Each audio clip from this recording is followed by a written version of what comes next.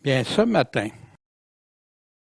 toujours dans cette série des tabous, des choses qu'on n'ose pas parler dans des églises, des affirmations qu'on fait dans des églises ou parmi les chrétiens, puis souvent la confusion que ça développe chez les chrétiens. Aujourd'hui, on va regarder être trop zélé ou pas assez zélé. C'est un sujet qui, je crois, mérite d'être examiné. Mais avant, la semaine dernière, on avait vu pourquoi Dieu permettrait la confusion dans les églises. Non, c'est pas le Seigneur qui veut la confusion. C'est l'homme avec leur désobéissance des églises qui ne veulent pas rester un seul corps, qui se développent. Il y a des églises nouvelles qui apparaissent sans être restées dans Jésus-Christ, dans le nom de Jésus-Christ, mais qui s'en vont ailleurs. Puis pour être avec lui, une Église se doit d'être pour lui puis en lui dans un seul corps, mais être vraiment dans son corps à lui, l'écouter lui. C'est pour ça qu'il nous a si souvent avertis de se confier juste à lui. C'est lui qui a les paroles de la vie éternelle. Aujourd'hui, les gens se confient dans les hommes, puis après ça, disent Dieu a dit ça. S'il a dit exactement les paroles de Jésus, amen. Mais s'il n'a pas dit les paroles exactes de Jésus, sois prudent. Si ce que Jésus dit, ça ne correspond pas aux enseignements qu'on reçoit, ouais, mais Jésus dit ça, oui, mais tu sais, ce livre-là, ça, c'est pas pour nous autres, ces passages-là, c'est pas pour nous autres, etc. C'est un danger, un grave piège. Comment on peut affirmer que c'est en lui qu'on croit si on croit plus que les hommes disent que qu'est-ce que Jésus dit? Est-ce qu'on devrait aller vers l'écuménisme? Hein? Aujourd'hui, plusieurs ne le savent même pas, mais des responsables dirigeants de dénominations, on voit qu'ils ont presque tous été à Rome. On a des vidéos de ça, que les têtes dirigeantes des grandes dénominations protestantes évangéliques sont avec le pape, puis le pape les honore, et eux, ils honorent le pape. C'est biblique, ça? Non, ça c'est la grande religion qui va vers la fin du temps des fins, de la fin. Pas de compromis avec tout le conseil de Dieu, tout son plan. Mais parfois, d'avoir des choses comme ça qui se provoquent, ça peut concourir à ce que le vrai chrétien qui recherche Dieu de tout son cœur cherche, puis le rencontre, le reconnaisse, puis là, se défait de tous ces mensonges-là, puis s'en va dans la vérité. Puis oui, soyons une Église de vainqueurs en Jésus-Christ. Quand il y a des personnes qui disent oui, mais Jésus dit ça, ou Paul dit ça, oui, mais, ou ben ça, c'est pas pour nous, hein, ça non, ça c'est juste pour. Ben, va voir s'il est en train de parler, à qui il est en train de parler. Mais il y en a que dès que ça fait pas leur affaire, ça, c'est pas pour nous autres. Il y en a d'autres que le Seigneur parle à des personnes très spécifiques, puis ça, c'est à nous autres. C'est pas ça qu'on doit faire. On doit chercher Dieu éclaire, guide dans ça, puis le texte nous répond à ça quand on regarde dans son contexte. Mais des fois, faut pas être légaliste. On avait vu la loi, c'est la loi de Moïse, c'est pas être parce que tu veux marcher selon la loi de Christ, comme Paul dit, ou trop zélé, ou tu juges. Ce matin, on va regarder le trop zélé, justement. On avait vu, est-ce que c'est le même plan de Dieu quand on fait des zigzags autour de choses que Jésus nous a enseignées pour le salut? Pour être un chrétien, il y en a qui ont découpé plusieurs choses, malheureusement. Le plan de Dieu selon Jésus, son évangile complet, pas de demi-vérité, croire ce que Jésus nous dit, la repentance, changer de vie, conversion.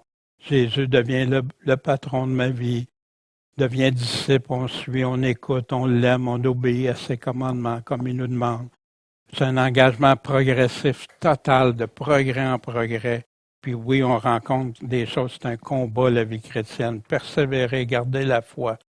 Puis là, on peut dire le ciel est assuré, le salut.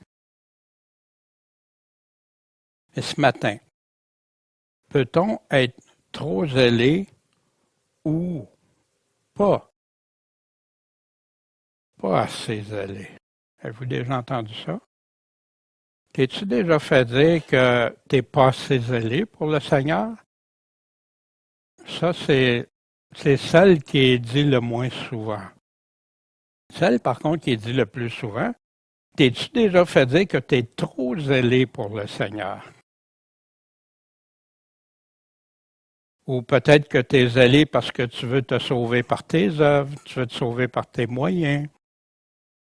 Faut pas être fanatique. Faut en prendre, faut en laisser, etc., etc. Mais comment définir le zèle pour le disciple chrétien?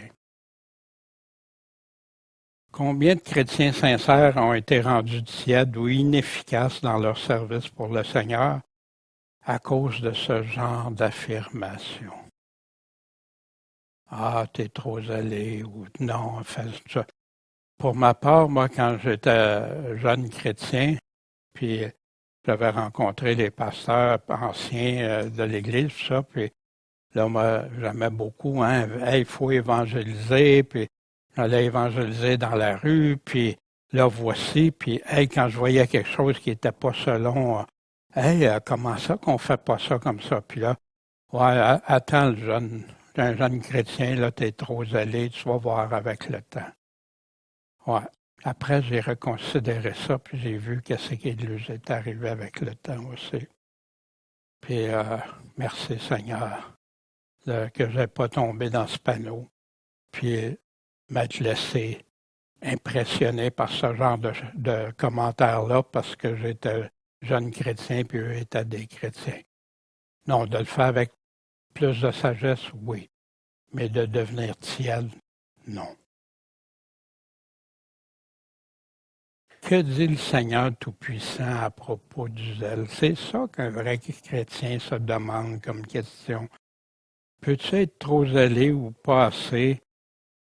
Ou peut-être plutôt avoir un mauvais zèle? Quel zèle est nécessaire versus le nuisible? Parce que oui, il y a des zèles qui sont nuisibles. Il y a des zèles, hein, avoir du zèle pour le Seigneur.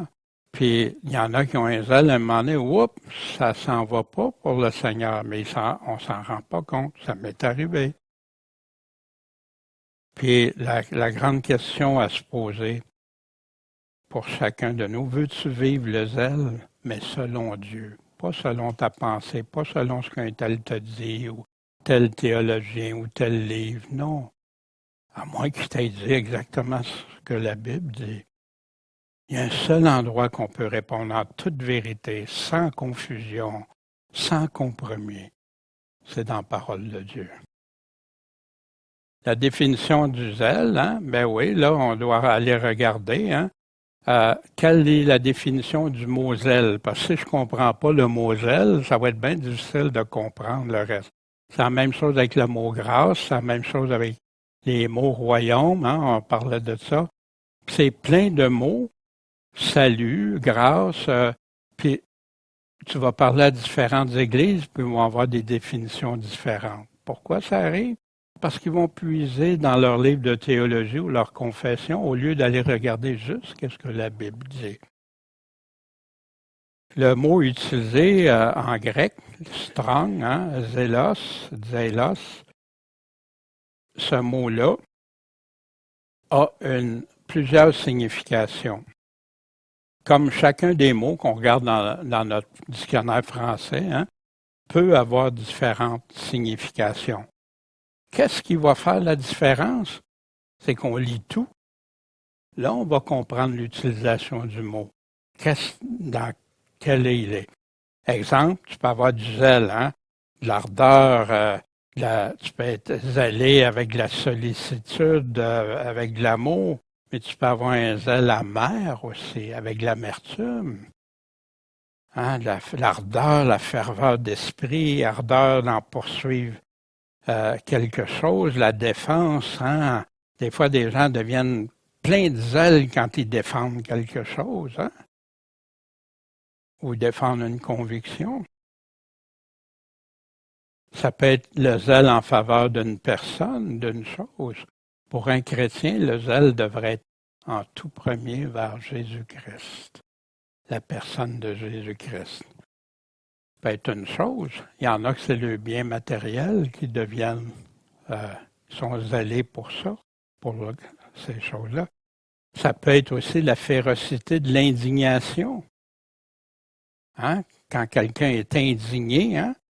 Utilises-tu les mêmes paroles ou y a-tu la même attitude que quand il est... Hein? Tout va bien? L'indignation, le zèle punitif.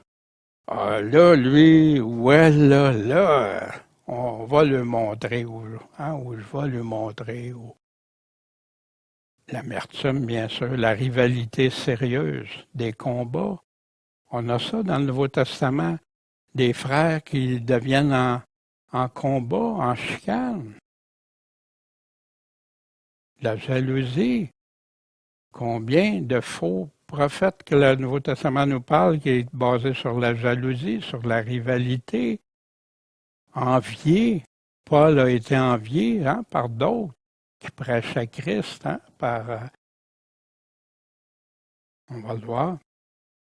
Puis ici, bien, on a Matthieu et Thomas, Jacques et fils d'Alphée, quand Jésus a choisi des apôtres.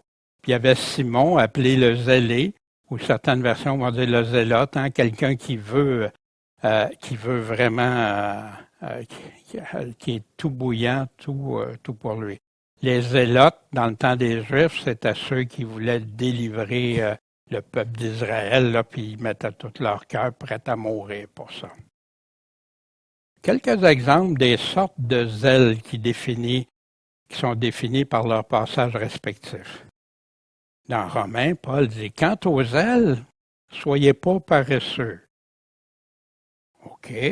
Soyez comment pour être zélé? Fervent d'esprit, servez le Seigneur.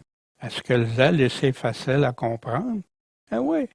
Le contraire, en passant, quand vous voyez quelque chose et son contraire, tu veux savoir comment faire, des fois, si tu regardes le contraire, ben, fais-le pas. C'est l'autre que tu dois faire. Voici quand, aux Corinthiens, non seulement par son arrivée, mais aussi par la consolation qu'il a reçue de vous, nous ayant raconté votre ardent désir, vos larmes, votre zèle pour moi, en sorte que ma joie n'a été augmentée. Ici, on comprend quoi? Le contexte nous explique le désir ardent, leur zèle qu'il y avait pour Paul, que les Corinthiens, dans sa deuxième lettre, avaient pour Paul. Ça l'a consolé. Il était dédié vers Paul. Paul nous avait parlé et donné plein de choses à modifier, à corriger, puis ils ont eu le cœur attristé, puis ils sont revenus. Ils se sont repentis même sur certains points. C'est pourquoi, comme vous abondez en toutes choses en foi, vous abondez en quoi? En foi, en parole, en connaissance, en zèle de toutes sortes, puis en amour pour nous. Abondez aussi dans cette œuvre de charité. Puis retenez ça ici, vous abondez la foi dans la parole, dans la connaissance, zèle de toutes sortes, en amour puis en charité. Parce que on a un autre apôtre qui va nous en reparler, mais je le garde pour la fin. Le zèle ici de quoi? Épaphras, qui est des vôtres et serviteur de Christ, vous salue. Il ne cesse de combattre pour vous dans ses prières, pour que vous soyez parfaits, accomplis dans toute la volonté de Dieu. Je lui rends témoignage qu'il a un grand zèle pour vous. C'est quoi le grand zèle qu'il a? Le texte vient de nous le dire. Il n'arrête pas de combattre dans la prière. Il veut que ses frères, ses sœurs soient accompli dans la volonté du Seigneur, qui marche pleinement dans sa volonté. Puis il y en avait aussi pour ceux de l'Église de Laodicée puis de Hiérapolis. Paul parle du zèle, le zèle de l'Évangile. Vous vous souvenez, on a vu dans Éphésiens 6, toute l'armure de Dieu, revêtez-vous. Il faut tenir ferme contre les artifices du diable. C'est pas contre la chair et le sang qu'on doit combattre, mais contre les principautés, les puissances des princes de ténèbres de ce siècle, contre les puissances spirituelles de la méchanceté dans les lieux célestes. Fait que donc, c'est pourquoi prenez toutes les armes de Dieu afin que vous puissiez résister pendant que ça va mal et qu'ayant tout surmonté, OK, non, vous demeuriez ferme. Parce que le malin il va essayer de trouver la faille où il peut aller. Soyez donc fermes, vos reins saints de la vérité, la première chose, la première arme que Paul nous parle. La cuirasse de la justice, les pieds chaussés du zèle de l'Évangile de la paix. Qu'est-ce que c'est le zèle de l'Évangile? Il y en a qui vont disséquer avec de la paix. L'Évangile, c'est ça qui nous donne la paix avec Dieu, qui peut nous permettre d'avoir la paix entre l'homme et Dieu. L'Évangile de Jésus-Christ, le zèle de l'Évangile. Pourquoi on ne m'a pas dit, Daniel, c'est bon ton zèle de l'Évangile. Tu vas peut-être apprendre en cheminant des choses. Le Seigneur va donner de la sagesse dans certaines choses, mais on t'encourage à rester zélé pour le Seigneur et non pas attends là, tu vas voir, dans quelques temps, là, tu vas t'asseoir dessus, puis tu vas être. Par-dessus tout, prends le bouclier de la foi. Là, tu vas pouvoir éteindre les traits enflammés du malin. Le casque du salut. Ça, quand j'entendais des prêches là-dessus, ils parlaient du salut, du salut, du salut, puis les autres étaient comme presque effacés. Oui, le casque du salut, c'est important, qu'on soit protégé et tout ça. L'épée de l'esprit, qui est la parole de Dieu. Puis la 7e arme, priant. Le zèle de l'Évangile inclut tout ça. Ça fait partie des armes du chrétien pour le combat, le zèle que l'Évangile nous donne, ça en fait partie. C'est pas à part. Pas vrai que tu peux dire à quelqu'un, non, le zèle, là, c'est dangereux. À moins qu'il soit néfaste, qu'on va voir aussi. Il n'y a aucun danger d'être zélé. Mais je vois dans ce que Paul dit, par exemple, qu'il y a un danger si je ne suis pas zélé par l'Évangile. C'est quoi le danger? Il peut me faire renverser par le malin, les puissances. Paul aussi, puis le zèle de générosité, de charité. Voici, il parlait des dons qu'il donnait à des frères, des sœurs, des églises dans le besoin, qui manquaient de choses. Il y en a qui se servent de ça pour ramasser beaucoup d'argent, mais c'est pas ça. C'est pour aider les frères, payer pour ceux qui ont des pasteurs, qui ont des familles à faire vivre. Ben oui, les aider, parce qu'ils ne peuvent pas travailler à plein temps. Ils sont consacrés comme les apôtres le faisaient à l'étude. Mais à part ça, c'est toujours pour aider ceux qui sont dans le besoin. Voici ce que Paul dit. Même on peut avoir la volonté qui existe, mais on est agréable à Dieu selon ce qu'on a, non pas selon ce qu'on n'a pas. Il y en a qui prêchent puis qui font envoyer de l'argent sur les cartes de crédit. Ouais, Dieu va vous bénir, va vous bénir. C'est ça? Non. Selon ce qu'on n'a pas. En effet, que les autres soient soulagés. Il ne faut pas que vous soyez surchargés. Je donne tout ce que j'ai, ma famille manque. Mais non. Au contraire, il faut qu'il y ait une égalité, quelle que ce soit, égale.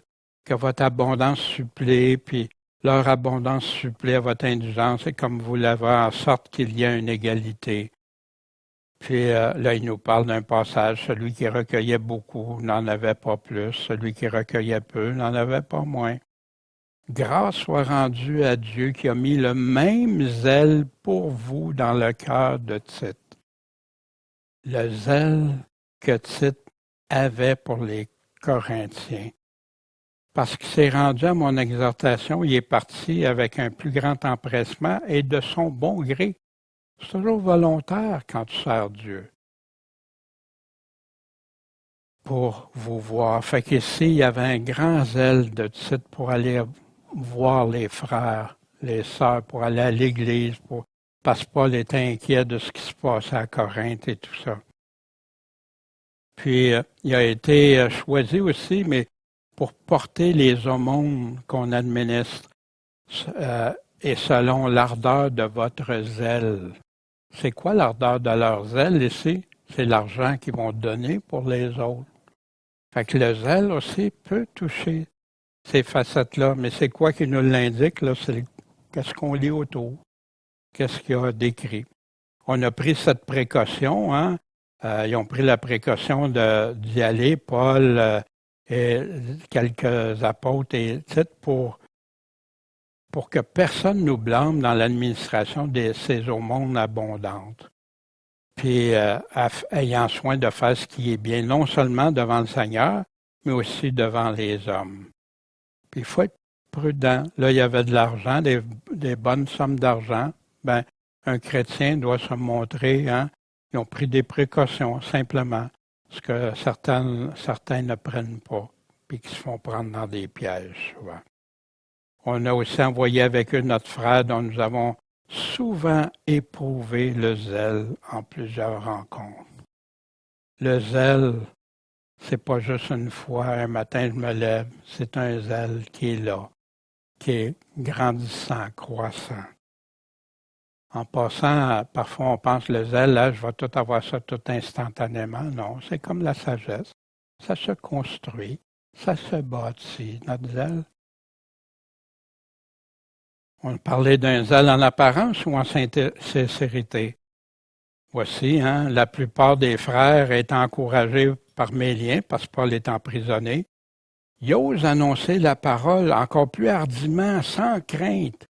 C'est vrai qu'il y en a quelques-uns qui prêchent Christ par envie et dispute, mais d'autres le font avec bienveillance.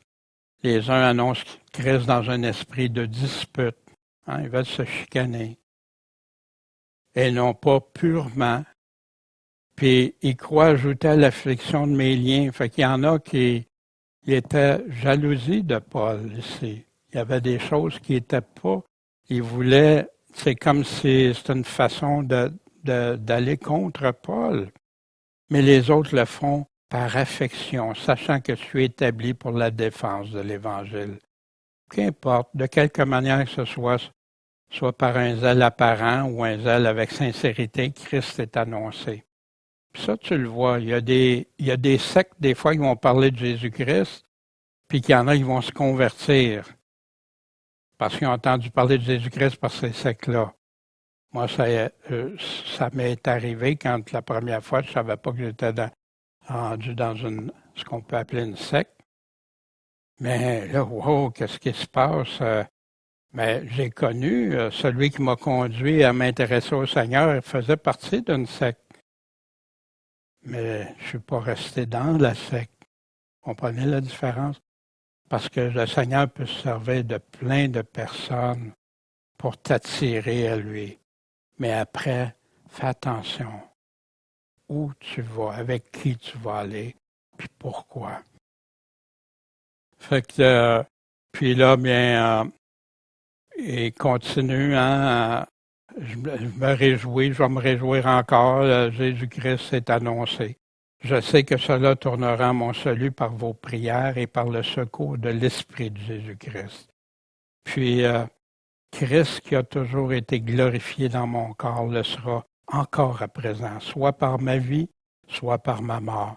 Car pour moi, Christ est ma vie. Et la mort, mais c'est un gain pour Paul. Comme tout chrétien, on devrait être prêt à dire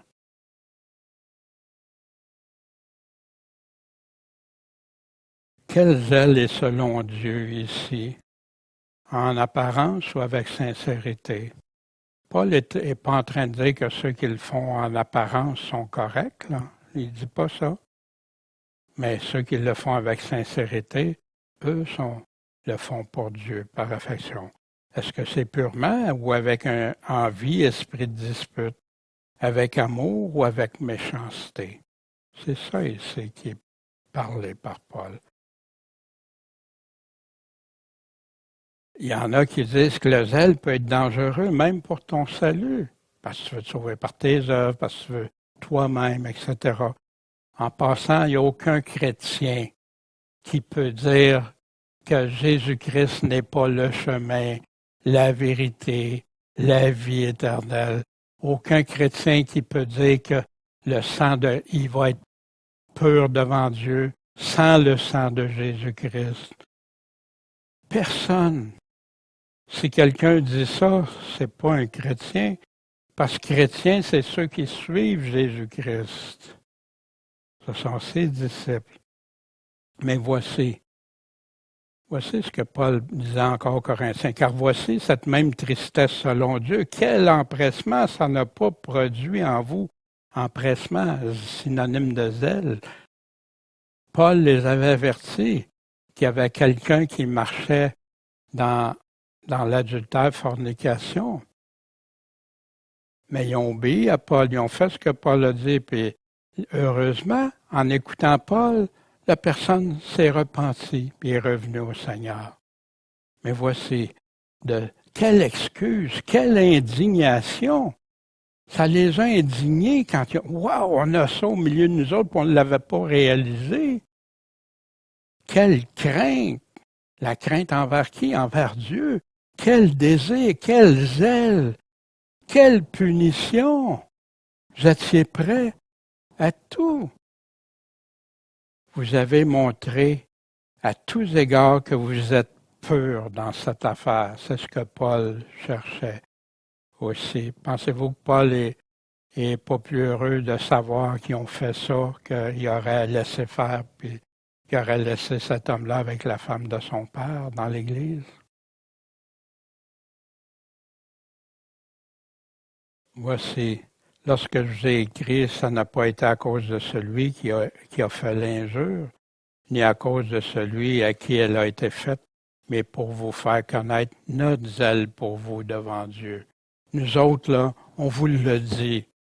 On vous a pas caché, on vous a pas laissé ça. Notre zèle, notre amour nous a fait qu'on le disait. Pourquoi? Par amour, pour pas que les Corinthiens s'en allent à la dérive. Quand Jésus nous a donné son évangile, vous vous souvenez, tantôt on a vu les pieds chaussés du zèle de l'évangile de paix.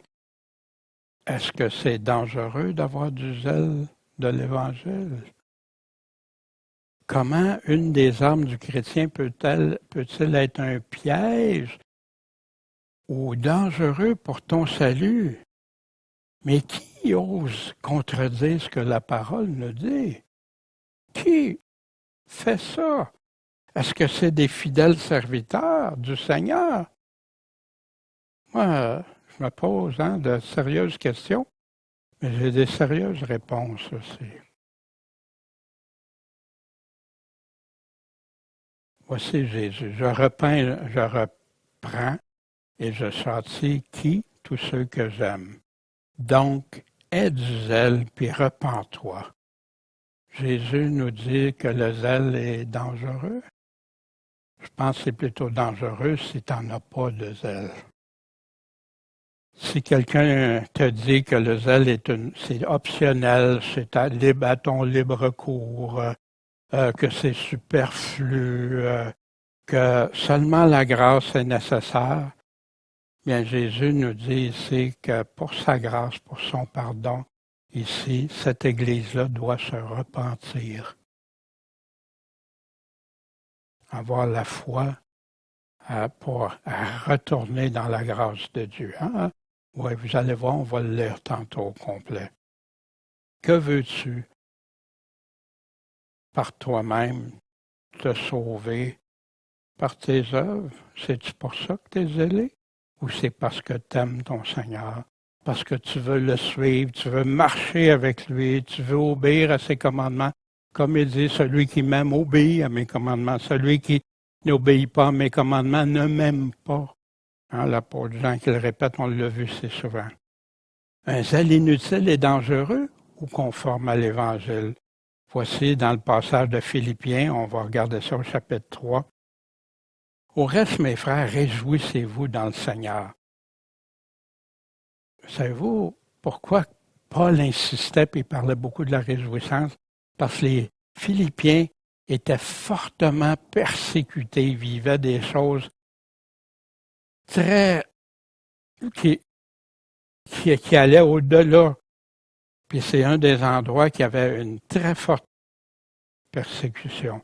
Je ne me lasse pas, quant à moi, de vous écrire les mêmes choses. Je vous le répète, je vous le répète. Pierre va nous dire la même chose. Répétez, répétez. C'est pas pour rien. On est facile avec des auditeurs oublieux. Et quant à vous, c'est votre sûreté, les choses que je vous écris. Prenez garde à qui? Aux chiens. Prenez garde aux mauvais ouvriers. Hein? Y a-t-il des mauvais ouvriers? Oui. Malheureusement, il y en a plein. Mais Jésus nous demande de prier pour qu'on ait des bons ouvriers, parce que la moisson est grande, il y en a peu. Prenez garde à la fausse circoncision. Hein? Ceux qui se disent circoncis, mais ils ne sont pas circoncis de cœur. Car c'est nous qui sommes la vraie circoncision, qui servons Dieu en esprit. C'est ça la vraie circoncision, qui nous glorifions en Jésus-Christ, qui ne mettent pas notre confiance en la chair. C'est pas dans ça. Quoique je puisse moi aussi me confier en la chair, si quelqu'un croit pouvoir se confier dans la chair, ben je le peux encore bien plus davantage. Moi, puis pourquoi il est en train de parler de ça? Parce qu'il est en train de parler de ceux qui sont sous la loi. Voici de quoi il est en train de parler, puis on va le voir clairement. Si quelqu'un croit pouvoir se confier en la chair, je le peux, bon, moi, circoncis le 8e jour, respecter la loi, la race d'Israël, la tribu de Benjamin, hébreu né d'hébreu. Quant à la loi, ben, j'étais pharisien. Quant au zèle, là, j'étais persécuteur de l'Église. Quant à la justice selon la loi, irréprochable. Mais de quelle loi qu'il est en train de parler? C'est la loi de Moïse. C'est ça être légaliste quand tu retournes à la loi de Moïse. Mais ces choses qui mettaient un gain, hein, selon la chair, hey, je suis important, moi, j'ai tout ça. Qu'est-ce qu'il dit? Je les ai regardés comme une perte à cause de Christ. Bien plus, je les regarde comme une perte en comparaison de l'excellence de la connaissance de Jésus-Christ, mon Seigneur. Entre connaître la loi, puis l'appliquer, puis tout ça, la loi de l'Ancien Testament, puis connaître Jésus-Christ. Wow! Et voici ce qui continue. Pour Jésus-Christ, pour qui j'ai perdu toutes choses. Je les regarde même comme des ordures. Ça m'empêchait de connaître Christ. C'est sa place afin que je gagne Christ. J'ai fait mon choix, séparé de ça. Toute cette gloire humaine, toute cette chose-là, j'ai mis, c'est que je gagne Christ et que je sois trouvé en lui, ayant non pas ma justice, celle qui vient d'où? Sa justice qui est en train de parler de la loi de Moïse. C'est toujours de ça qu'il parle. Mais celle qui s'obtient comment? Par la foi en Christ. La justice de Dieu par la foi. La foi qui vient de ce qu'on entend, hein?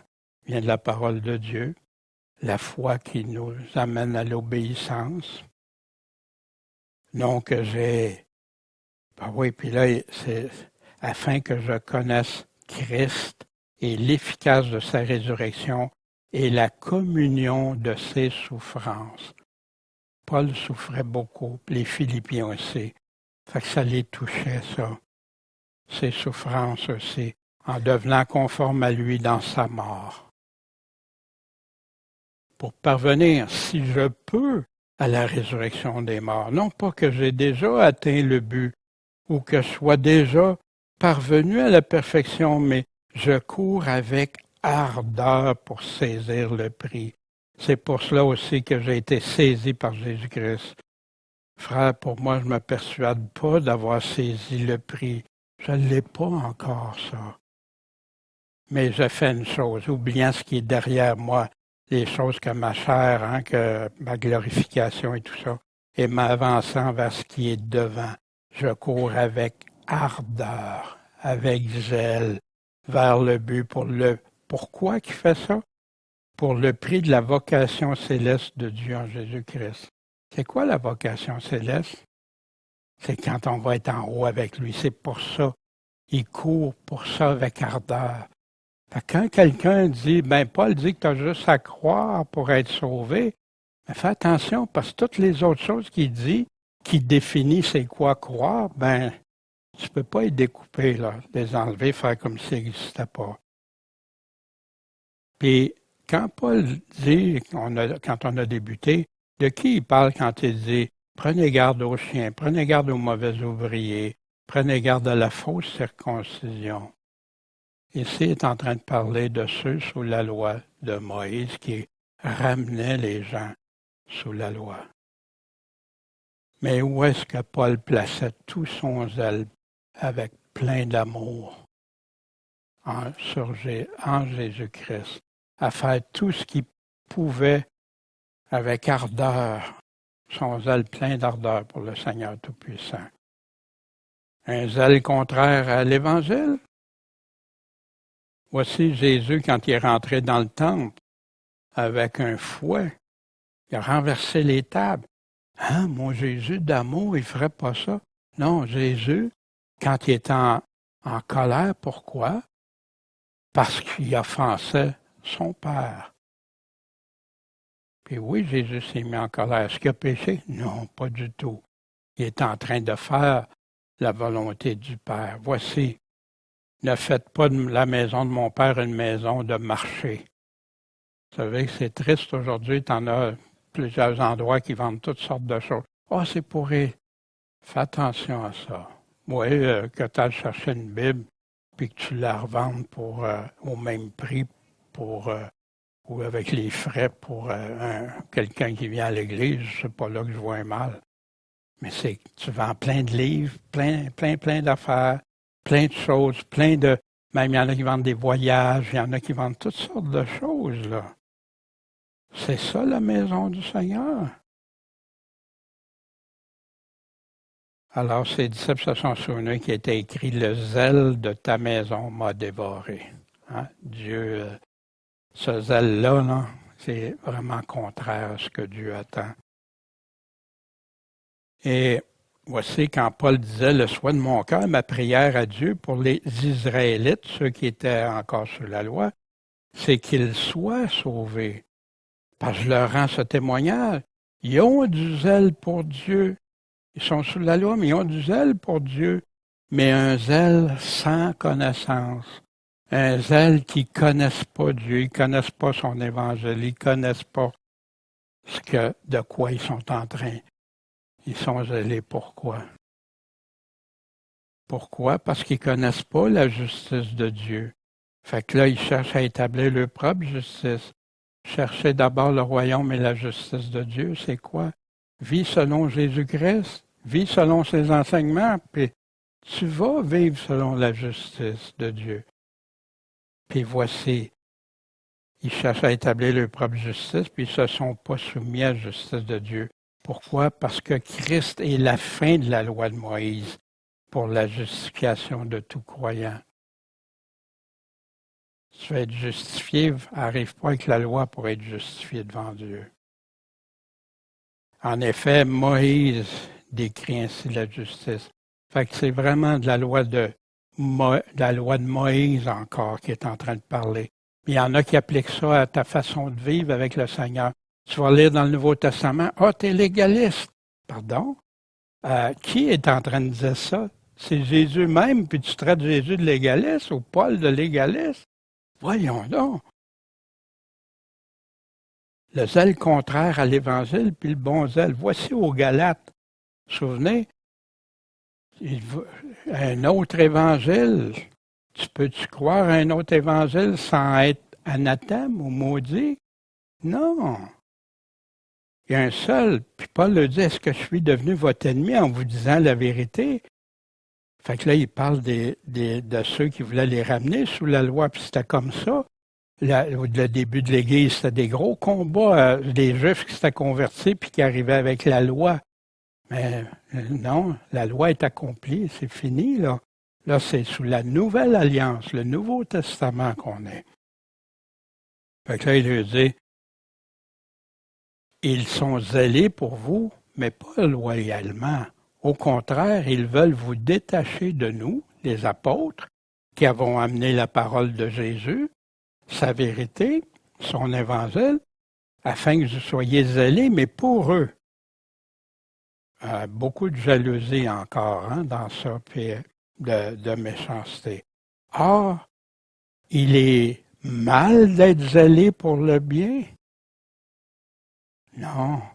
Il est bon d'être zélé pour le bien de temps en tout temps, et non pas seulement quand je suis présent parmi vous. Mes petits-enfants pour qui je sens de nouveau les douleurs de l'enfantement, jusqu'à ce que Christ soit formé en vous.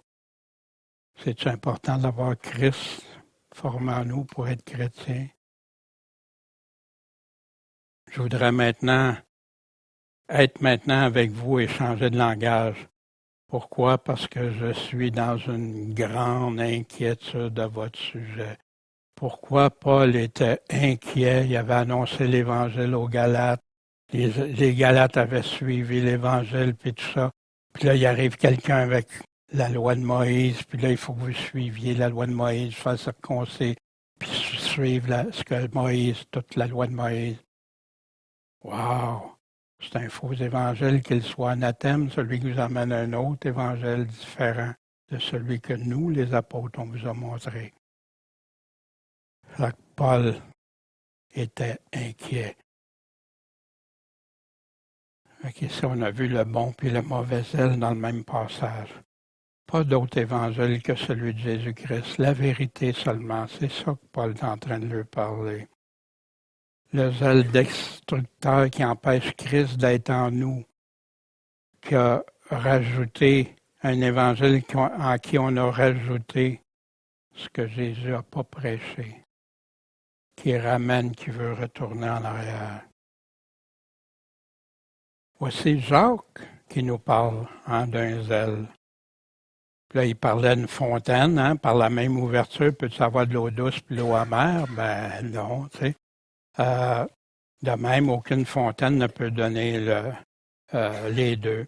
Y a-t-il parmi vous quelqu'un sage et intelligent? Oh, ça, je me souviens quand j'ai lu ça. Hein? Oh, ça m'intéresse.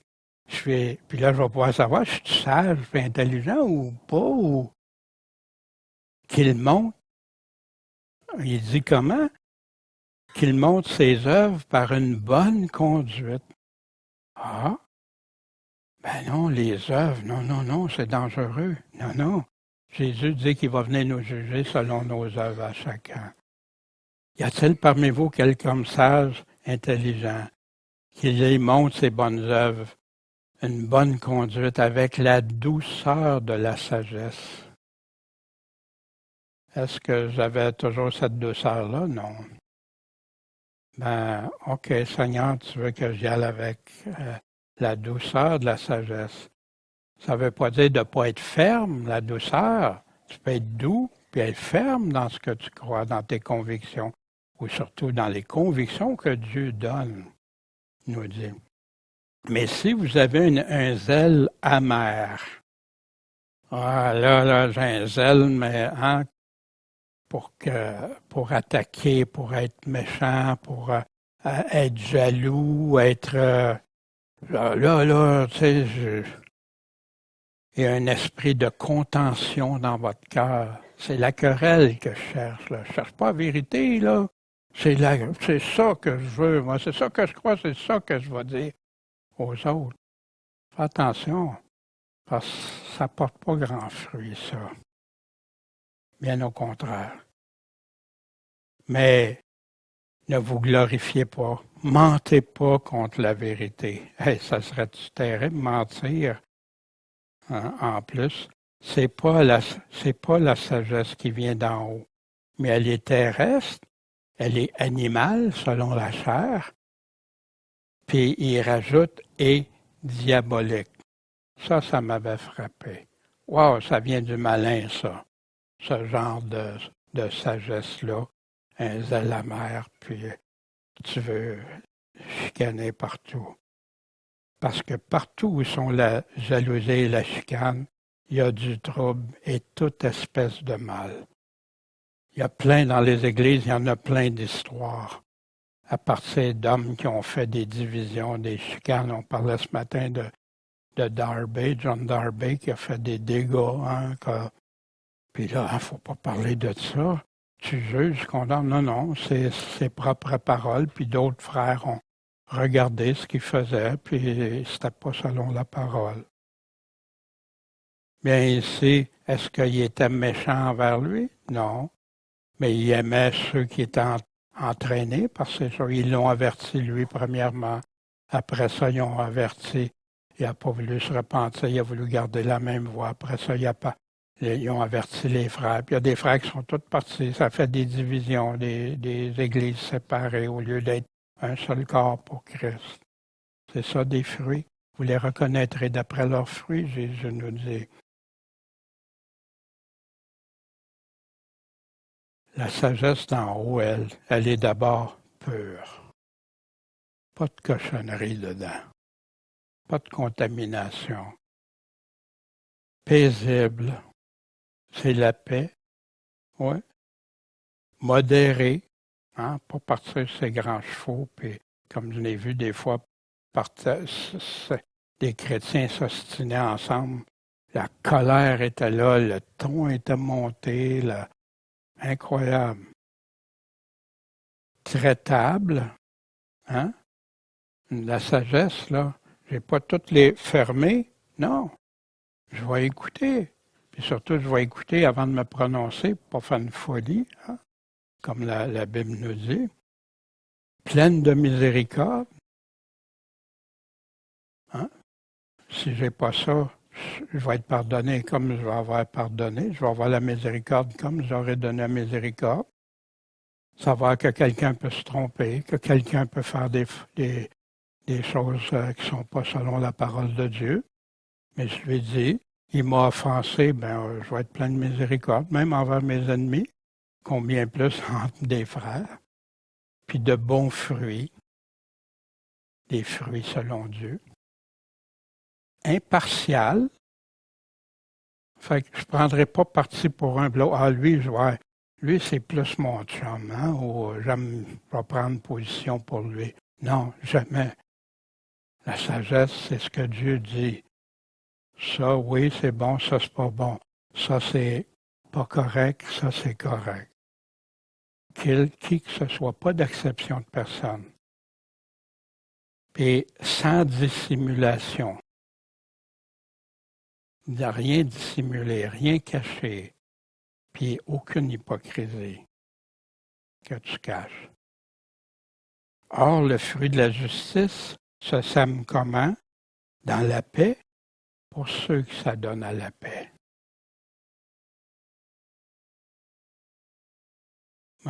Malheureusement, il y a certaines dénominations qui sont devenues une source de zèle amer envers des frères, puis ce zèle-là ne vient pas de Dieu. Il y a une différence entre dénoncer ce qui est faux, ce qui n'est pas correct, une erreur ou que mauvaise compréhension ou tout ça, puis de commencer à avoir un zèle amer. Parce que tu crois ça, puis moi je crois pas ça, non, jamais. Au contraire, on doit trouver. Viens-tu, mon frère? Quand tu me dis ça, moi je pense ça, veux-tu, on va se tourner juste vers la parole de Dieu. On va examiner ensemble, on va prier, on va examiner ensemble. Puis après, que le Seigneur nous guide dans ça. Puis là, si les gens sont pas plus d'accord après, OK, on ne devient pas en guerre pour ça. Puis Tu penses que je suis dans l'erreur? Prie pour moi. Je pense que c'est dans l'erreur, je prie pour toi.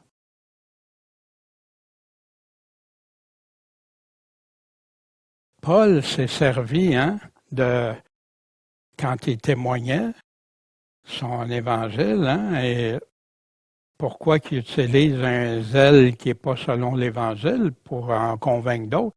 Parce que Paul est en train de donner son témoignage, il est en train de passer devant des Juifs. Puis, comme Paul disait, avec les Juifs, je me suis fait juif, avec un non-juif comme non-juif. Ben là, Paul connaissait très bien les Juifs qui étaient devant lui, pas individuellement, mais leur pensée, leur façon de croire. Homme, frère et père. Il pouvait dire ça, frère, parce qu'il était juif de nationalité. Il faut faire attention, il était chrétien. Non, non. Encore le contexte va nous l'expliquer ici. Écoutez maintenant ma défense auprès de vous. Fait que là, quand il a entendu qu'il parlait en hébreu, ils ont encore fait plus de silence. Il dit, je suis juif, il venait d'être arrêté. Je suis juif, né à Tarse, en Sicile, en Cilicie, mais j'ai été élevé dans cette ville au pied de Gamaliel. Fait que là, c'est un juif. Puis, il a été enseigné par un grand sacrificateur juif, scribe, et instruit avec rigueur dans la loi de nos pères, étant zélé pour Dieu, comme vous l'êtes tous aujourd'hui. Voyez-vous l'approche de Paul dans ça? Est-ce que Paul est en train d'appliquer avec douceur la sagesse d'en haut ici? Je crois que oui, moi. Imaginez s'il aurait arrivé. Voici, vous autres, vous croyez ça? Moi, je vais vous dire ce que je crois. Moi, je vais vous dire la vérité. Ouais, ça arrête tout de suite. Non. Voici. J'ai persécuté à mort cette doctrine, liant et mettant dans les prisons tant les hommes que les femmes. Puis même le sacrificateur souverain, le plus grand, m'en est témoin, puis même tous les anciens. Fait que j'ai même reçu des lettres pour les frères, j'allais à Damas, afin d'amener aussi, attachés, liés à Jérusalem, ceux qui y étaient pour qu'ils soient punis. Paul essaie à soi qui il est, pourquoi. Comme exemple, un frère qui a vécu telle situation, telle circonstance, des fois, peut expliquer à un autre. Voici, j'ai passé par là. Je sais de quoi je parle. Je sais. Mais ici, Paul a mis voici, c'est un vrai juif qui nous parle là. C'est pas n'importe qui, c'est pas un qui est parti un matin comme ça puis a changé, puis non. Il est comme nous autres. Il a été chercher le point commun. Et comme j'étais en chemin, j'approchais de Damas, puis on connaît l'histoire, Jésus qui a parlé à Paul, puis tout ça. Puis, il y en a qui arrêtent là, qui disent, Paul s'est converti à ce moment-là. Mais c'est pas ce que la parole nous dit. Il y a 4 récits de la conversion de Paul dans le Nouveau Testament. Et s'étant approché, Ananias me dit, mon frère, recouvre la vue, pendant qu'il avait été 3 jours aveugle, puis dans une maison où le Seigneur envoyait Ananias. Puis au même instant que je l'ai vu, il m'a dit, le Dieu de nos pères t'a destiné à connaître sa volonté, à voir le juste. Et en passant, Paul choisit ces mots ici. Quels mots vont avoir le plus d'impact sur ceux qui l'écoutent? Et à entendre les paroles de sa bouche. Car tu lui serviras de témoin devant tous les hommes pour les choses que tu as vues et entendues. Et maintenant, que tardes-tu? Lève-toi, puis sois baptisé et lavé de tes péchés en invoquant le nom du Seigneur. Est-ce que Paul aurait pu être sauvé converti avant ça. Non, il a été 3 jours en réflexion, en repentance, puis en tout. Puis après, il s'est converti. Mais voici, le mauvais zèle que Paul avait a servi pour amener, pour pouvoir parler à d'autres Juifs. Voici, toutes ces choses-là, Paul nous les a données, on les a par écrit, excusez, c'est Luc qui les a écrits, mais on a ça aujourd'hui pour comprendre mieux si on laisse la parole nous expliquer, comme dans ce cas-ci, le zèle, le mauvais zèle, puis la persécution de Paul, puis sa conversion. Paul va aller chercher là où il était, puis comme eux, il les prépare à entendre son témoignage. C'est ça aussi. Fait que nous, comment on prépare quand on veut témoigner? Des pièges du mauvais zèle, sans la même foi, le seul fondement, sans le seul évangile de Jésus-Christ. Paul a dit, c'est un piège, il en parle clairement aux Galates, sans la connaissance, sans connaissance de Dieu, sans connaître son évangile, puis je vais partir zélé sans ça. Parfois, comme moi je me souviens au début, j'étais mal affermi encore dans la parole. Fait que oui, je prêchais Jésus-Christ, j'annonçais Jésus-Christ, mais parfois j'ai dit des choses qui n'étaient pas selon la vérité aujourd'hui, je le sais. Pardon Seigneur, pardon à ceux que j'ai pu dire ces choses-là. C'était pas le zèle avec connaissance. Sans amour, un zèle amer, c'est un piège. Sans charité, sans générosité pour aider les autres. Sans tempérance, sans me contrôler, sans vertu, sans piété, on va les voir ça, sans les fruits de l'Évangile, sans la sagesse d'en haut. Je peux être zélé, mais je peux avoir des pièges. Fait que soyons prudents comme chrétiens. Puis, sans demeurer en lui, sans la patience, sans la persévérance, c'est pas du zèle juste un matin je me lève, mais que c'est permanent. Puis, est-ce que ce mauvais zèle-là est accepté ou rejeté par Jésus-Christ? C'est toujours ça qu'on doit se poser. Qu'est-ce qui te fait plaisir, Seigneur? Comment je dois me comporter? Pierre va nous résumer le zèle de l'Évangile. Pierre, serviteur et apôtre de Jésus-Christ, à ceux qui ont eu en partage une foi du même prix que la nôtre. Savez-vous, quand Pierre a écrit ça, il a écrit ça pendant qu'il était emprisonné, puis c'était les tortures de l'empereur Néron, quand il a écrit ça.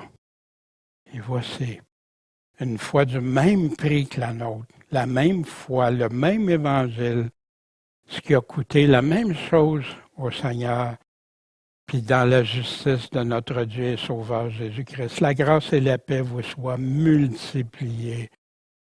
Comment? Dans la connaissance de Dieu et de notre Seigneur Jésus. Comme sa divine puissance nous a donné tout ce qui regarde la vie et la piété. Comment? Ce qui regarde la vie et la piété qui est souvent non, c'est pas important pour être sauvé. Mais c'est rempli partout qui nous dit qu'on doit marcher dans la piété selon Dieu, par la connaissance de celui qui nous a placés à gloire et par sa vertu, par lesquelles nous ont été données les très grandes et précieuses promesses, afin que par leurs moyens, vous soyez participants à quoi? À la nature divine, comme Dieu. En fuyant la corruption qui règne dans le monde par la convoitise. Un chrétien peut-tu marcher dans le monde, puis dans la convoitise ici? Vous vous souvenez, Église en dehors du monde. Ainsi, fait que de cette manière, y apportant tout votre quoi? Votre zèle. Le zèle, c'est dangereux. Voici, Pierre nous dit, ajoutez à votre foi la vertu, à la vertu la science ou la connaissance, à la connaissance la tempérance, et à la tempérance la patience, et à la patience la piété, et à la piété l'amour fraternel, puis à l'amour fraternel la charité. C'est ce que Paul, tantôt, quand je vous dis, souvenez-vous de ce passage-là dans Corinthiens, quand il parlait de connaissance, la parole, puis tout ça. Les apôtres disaient les mêmes choses, en les présenter différemment parfois. Est-ce que Pierre est en train de dénoncer le zèle comme un danger pour le chrétien ici? Non, au contraire, ou plutôt, voici ce qu'il dit tout de suite après. Car si ces choses sont en vous, puis abondent, hein, comme Paul disait, en abondance, elles ne vous laisseront ni oisifs, hein, à rien faire, pas de paresse, ni stériles. Ça veut dire, qu'est-ce que c'est être stérile? Hein? Dans la connaissance de notre Seigneur Jésus-Christ. Combien se disent, moi je connais Jésus-Christ, puis qu'ils n'ont même pas leurs ailes dans rien? Comment tu peux affirmer que tu vas, as toute la connaissance dans le Seigneur? Que tu connais le Seigneur, puis que lui te connaît surtout. Mais en celui en qui ces choses ne se trouvent pas est aveugle. Sa vue est courte. Il ne voit pas de loin, hein? Il a oublié la purification de quoi? De ses péchés passés. Il a oublié ça. C'est pourquoi, frères, donc, hein, étudiez-vous d'autant plus à affirmer votre vocation et votre élection. Hein? Comme Paul qui disait, je cours ardemment pour la vocation céleste. Parce qu'en faisant cela, vous ne broncherez jamais. Ah, ben non, un chrétien s'achète tout le temps, puis tout. Non. Mais sans pratique, puis tu vas voir ce qui va se passer dans ta vie comme chrétien. Et ainsi, de cette manière-là, l'entrée dans le royaume éternel de notre Seigneur et Sauveur Jésus-Christ, hein? Souvent on parle le royaume de Dieu, le royaume des cieux, ici le royaume éternel, c'est tout le même royaume. Il y en a qui divisent ça, mais le Seigneur le dit, il utilise les mêmes mots dans le même passage, là, puis ça a la même signification. Vous sera pleinement accordé. Tu veux-tu avoir l'entrée dans le royaume? Pleinement accordé, wow! C'est pas ce que tout chrétien cherche. C'est pourquoi je négligerai pas de vous rappeler sans cesse ces choses, quoi que vous les sachiez, hein, comme Paul disait. Je vous répète. Et que vous soyez affermis dans quoi? Dans la vérité présente il y a 2000 ans. Pas la vérité que plusieurs disent qui nous présente. Sachant que je quitterai bientôt cette tente, comme notre Seigneur Jésus-Christ me l'a fait connaître. Mais j'aurai soin qu'après mon départ, vous puissiez toujours vous souvenir de ces choses. Il l'a-tu fait? On est en train de le lire. Pierre a prophétisé en disant, puis il savait, il a demandé à Dieu, puis on les a encore. Parce que c'est pas en suivant des fables composées avec artifice. Hein? On a vu, hein, prêcher Jésus-Christ, on a parlé de ça, que nous vous avons fait connaître la puissance et la venue de notre Seigneur Jésus-Christ, mais c'est après avoir vu nos propres yeux sa majesté.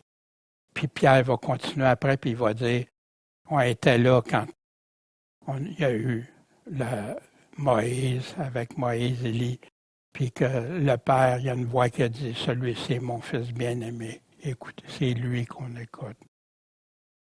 Pierre nous présente le zèle de l'Évangile. Si tu vas avoir du zèle, ajoute pour avoir l'assurance du royaume. À votre foi, la vertu. à la vertu, la science, à la science, la tempérance, à la tempérance, la patience, à la patience, la piété, à la piété, l'amour fraternel, puis à l'amour fraternel, la charité. Hein? Ben non, c'est ben trop, juste pour être chrétien. Mais c'est ça que l'Évangile nous enseigne.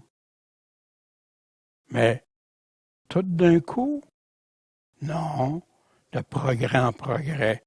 Mais est-ce que ces choses-là, t'étudies si t'es dans ça? Es-tu en démarche de comprendre? Es-tu en démarche de désirer ce zèle-là? Es-tu en démarche de corriger quand tu t'aperçois que ça ne marche pas, ces places-là? Ou sinon, non, le zèle, moi, je ne veux pas me sauver par mes œuvres. Remarquez ici, hein? C'est pas dit que c'est te sauver par les œuvres, par aucune de ces choses-là. Hein? Souvent que Paul parle des œuvres de la loi de Moïse. Mais qui peut ou veut enseigner à soustraire quelque chose de ça?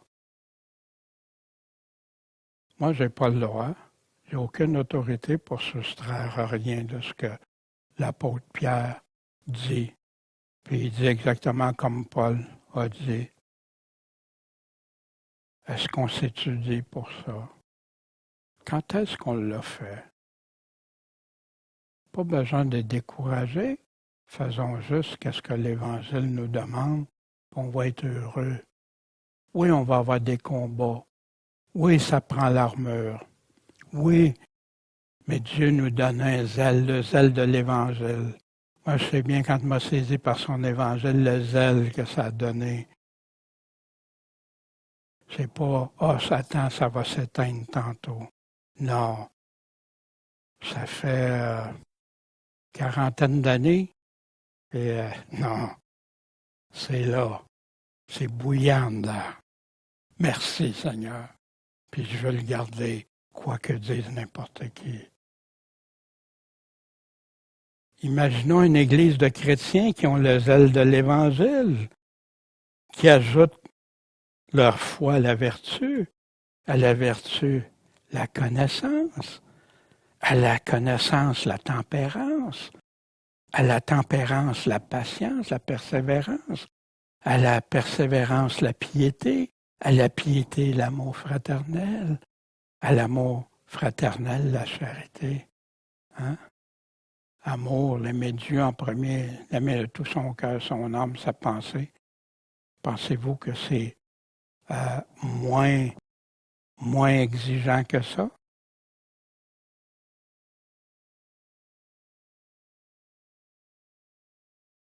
Maintenant, imagine un chrétien qui a le zèle de l'Évangile. Ça transforme. Ça change. Souvenez, on a vu une série avec certains des héros de la foi. Trouvez-moi un qui n'avait pas ces éléments-là.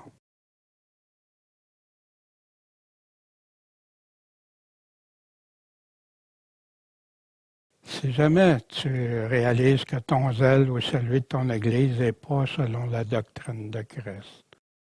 Et en passant, Dieu ne cherche pas du fanatisme, ces choses-là. Non, il veut juste qu'on soit en train de faire les vraies choses pour être enfant de Dieu. Puis il sait qu'on ne peut pas partir de 0 à 120. Il sait qu'on ne peut pas produire un fruit de 0, puis instantanément, le fruit est poussé. Mais il veut qu'on soit en train de le faire, se demeurer en lui pour produire du fruit. Mais si ça arrive, voici ce que Jésus dit à l'Église de l'Odyssée. C'est la 7e Église dans l'Apocalypse, donc ceux qui croient que c'est par historique vers la fin, là. Je sais que c'est pas ça parce que Jésus dit à certaines des églises qu'il va revenir bientôt, puis il était dans les premières églises.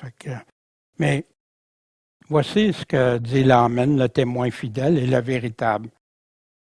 Le principe de la création de Dieu, Jésus. Hein? Je connais tes œuvres. Je sais que tu n'es ni froid ni bouillant. Oh, si tu étais froid ou bouillant. Ainsi, parce que tu es tiède, ni froid ni bouillant, je vais te vomir de ma bouche. Moi, quand j'ai lu ça les premières fois, je me suis dit, wow, hein? Il dit ça à une église. Il dit ça à des chrétiens. Ça ne marchait plus, là. Parce que l'Évangile, comme me disait, n'était pas tout à fait comme ça.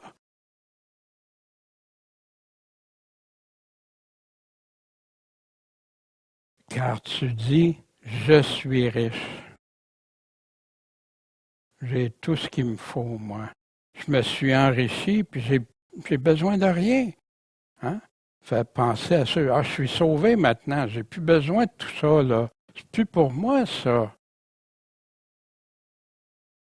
Mais tu ne connais pas, tu ne sais pas, que tu es malheureux, misérable, pauvre, aveugle et nu. Je te conseille d'acheter de moi de l'or éprouvé par le feu. Hein? Ben, le salut, c'est gratuit. Oui, ça coûte 0 argent. Mais l'or éprouvé qui vient de Jésus, c'est quoi? La parole purifiée, la parole pure qui est épurée, qui a été éprouvée. C'est ces paroles. Pour devenir riche. Là, tu vas devenir riche si tu te nourris là. Et des vêtements blancs pour être vêtu. Tu penses que tu es vêtu, mais tu es nu. Tu penses que tu as ton armure du salut, tu es nu. Puis que la honte de ta nudité. Tu penses que tu es vêtu, toi, de Christ, mais ta nudité ne paraisse pas. Et un collier pour oindre tes yeux afin que tu vois. Ils ont des yeux, mais ils ne voient pas. Ils ont des oreilles, mais ils n'entendent pas. Je reprends et je châtie qui? Tous ceux que j'aime. Donc, si je te reprends, si tu entends quelque chose un matin, s'il y a quelque chose, aie du zèle, repens-toi. Et continue. Voici, je me tiens à la porte et je frappe. Moi, j'utilisais ça pour évangéliser des gens, puis oui, jusqu'à un certain point. Mais ici, c'est pas quelqu'un que j'évangélise dans la rue. Il est en train de dire ça à une église, aux membres d'église ici. Si quelqu'un, la condition, si quelqu'un entend ma voix, entend ma parole, ils ont acheté de l'or éprouvé et m'ouvre la porte, que j'entrerai chez lui et je souperai avec lui et lui avec moi. Là, on deviendra un ensemble. L'Esprit Saint est souvent présenté comme être en commun, uni. À qui parle ici? À celui qui vaincra. Lui ou elle, je le ferai asseoir sur moi, avec moi, sur mon trône, comme moi j'ai vaincu et que je suis assis avec mon Père sur son trône à lui. Que celui qui a des oreilles écoute ce que l'Esprit dit à qui? Aux églises au pluriel. Jésus parle à l'Église en général. Après ça, il s'adresse à l'individu. Qui va être vainqueur dans cette Église-là? Souvenez-vous quand Pierre dit ceux qui n'ont pas le zèle, hein, qu'ils sont aveugles, sa vue est courte, il a oublié la purification de ses anciens péchés. Tu ne connais pas que tu es aveugle et nu. Ce n'est pas des mots au hasard que Jésus nous dit, puis ce n'est pas des au hasard que les apôtres parlent. C'est inspiré de l'Esprit Saint. Les vrais vainqueurs, hein, on se souvient, puis les perdants de sa vraie Église. Les perdants, c'est ceux qui ont perdu l'amour du vrai Jésus. Ceux qui ne sont plus dans l'amour, sur leur premier amour avec Jésus. Ceux qui sont adultères envers Dieu, qui n'écoutent pas juste Dieu, mais qui écoutent ce que d'autres vont dire. Des séductions, des œuvres mortes. Tu ne passes pas être vivant, mais c'est mort. Des péchés, ceux qui vont vivre dans le péché. La tiédeur sans elle. Puis ceux qui n'ont pas de repentance à chacun des reproches de Jésus, eux ne seront pas parmi les vainqueurs. Mais les vainqueurs, pour les vainqueurs seulement Jésus promet. Ceux à qui Jésus reproche rien, il y a 2 églises. Et à ceux qui se sont repentis dans les 5 autres églises. C'est là qu'il leur donne ces promesses qui se rapportent à la vie éternelle. Les vainqueurs, ceux qui auront vaincu. Pierre disait à ceux qui ont en partage une foi du même prix que la nôtre, le même évangile, pendant qu'ils souffraient, étaient dans les pires situations, ajoutez à votre foi la vertu, à la vertu la science, la connaissance. Hein? Pourquoi on entend si souvent la connaissance, ça enfle au lieu de vouloir connaître plus, comprendre plus. À la connaissance, la tempérance. À la tempérance, hein, le contrôle, la maîtrise. La patience, la persévérance. À la patience, la piété. Soyez saints car je suis saint. À l'amour, à la piété, de vivre dans la piété, l'amour fraternel. Puis à l'amour fraternel, la générosité, d'être bons les uns envers les autres, envers nos frères.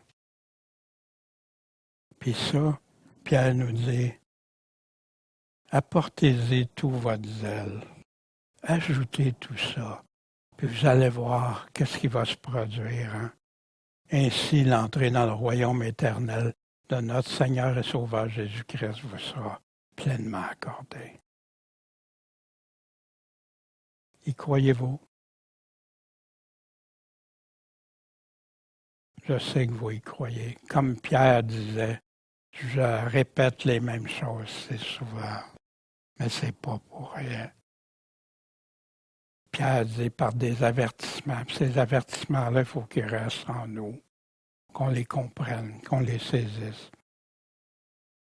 En terminant, vas-tu prendre sérieusement les mots de celui qui a les paroles de la vie éternelle ou ceux des hommes, qui a des oreilles, qui a des yeux pour voir? Je reprends et je sortis tous ceux que j'aime. Donc, aie du zèle, repens-toi. Je me tiens à la porte, je frappe. Si tu entends ma voix, tu me rouvres la porte, j'entrerai chez toi. Je souperai avec toi et toi avec moi. Celui qui vaincra, fais-tu partie des vainqueurs? Je le ferai asseoir sur mon trône. C'est dans l'éternité, ça fait partie de la vie éternelle. Crois-tu que Jésus accepte ceux et celles qui ne sont pas allés pour lui, qui ne sont pas ses disciples, qui ne l'aiment pas selon ses critères, qui ne vivent pas selon l'évangile de Jésus? La repentance est-elle présentée ou comprise par toi comme seulement une option ou c'est une condition que Jésus nous donne? Les églises, les personnes qui ne se seront pas repenties, est-ce qu'ils vont avoir droit aux promesses du Seigneur ou plutôt aux conséquences? C'est sérieux l'Évangile. C'est triste qu'on entend tellement de choses pour abaisser les critères des paroles de Jésus-Christ, de son Évangile, au lieu d'être en train, qu'est-ce qu'on peut faire pour les atteindre, pour être avec lui, être des vainqueurs avec lui, des vrais soldats du Christ. Mais dans tout cela, toi, que feras-tu si ton zèle ne ressemble pas à ceux qui ont la même foi, qui n'ont pas le même zèle dans la foi comme Pierre nous enseigne? Ou qu'est-ce que tu vas faire pour le ranimer? Peut-être que ça l'a tiédi. Ou que fais-tu pour le conserver, puis t'assurer pleinement l'entrée dans le royaume de Dieu, ta vie éternelle? Je pense que le zèle, ça fait partie de la vie chrétienne. Puis il y a des moments, on peut en avoir plus, un peu d'autres moins, mais on doit tout viser à atteindre le zèle. Pierre et Paul nous l'enseignent, Jésus nous l'a enseigné dans tous ses enseignements. Soyons des vainqueurs, marchons avec lui, soyons zélés, ayons ce zèle de l'Évangile. Puis vous allez voir, le Seigneur va bénir au travers de ça. Puis ça ne veut pas dire que ça va faire plaisir à certains, mais faisons plaisir à notre Maître. C'est ça qui est le plus important. Merci Seigneur de ta parole. Merci que, en tout cas, moi, tu me parles au travers de ça, puis je veux ton zèle, je veux garder ton zèle, je veux poursuivre, Seigneur. Guide, bénis mes frères, mes sœurs, bénis ceux qui écoutent, Seigneur. Fortifie-les, rends-les des vainqueurs pour toi, avec ce zèle que l'Évangile nous donne. En ton saint nom, Jésus-Christ, Maître et Sauveur. Amen.